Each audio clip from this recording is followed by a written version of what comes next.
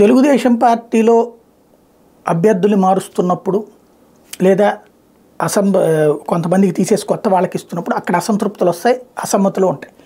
కానీ అవి ప్రధానమైన 6 మీడియాలు కూడా డౌన్ ప్లే చేస్తాయి. అదే సందర్భంలో వైసీపీలో చిన్న వివాదం వచ్చినా అది హైలైట్ చేస్తాయి. ఇప్పుడు మళ్ళీ రేపు ఎల్లుండిలో కథ చూడాల్సి ఉంది. చంద్రబాబు గారు 14వ తారీఖు మంచి రోజు కాబట్టి సెకండ్ లిస్ట్ రిలీజ్ చేస్తున్నారు. 25 మందితో ఉంటుందా 50 మందితో ఉంటుందా అనేది చూడాలి.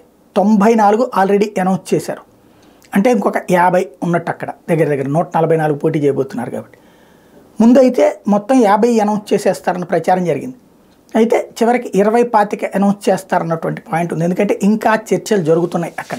ఇక్కడ భారతీయ జనతా పార్టీతో కూడా ఆయన గేమ్ ఆడుతున్నారు. క్రిందసారి ఎట్లాగైతే లిస్టులు అనౌన్స్ చేసేసి ఆ సీట్లు అనౌన్స్ చేసేసాం కాబట్టి వాటిని అడగద్దు అంటూ బీజేపీ మీద ఒత్తిడి తెచ్చారు. తద్వారా వాళ్ళు ప్రకటించని సీట్లే ఇప్పుడు బీజేపీకి ఇచ్చారు. ప్రకటించిన సీట్లను జాగ్రత్తగా ఉంచారు. ఇప్పుడు బీజేపీ ఓ పక్కన నాకు ఆ సీటు కావాలి ఈ సీటు కావాలని ఎమ్మెల్యే సీట్లు ఎంపీ సీట్లు పట్టుబడుతున్న సందర్భంలో ఎమ్మెల్యే ఎంపీ సీట్లు ఈయన రిలీజ్ చేసేయడానికి సిద్ధపడుతున్నారు. తద్వారా బీజేపీ మీద ప్రెషర్ చేయడం అన్నటువంటిది ఒక ఎత్తుగడ. ఏం జరుగుతుందో చూడాలి.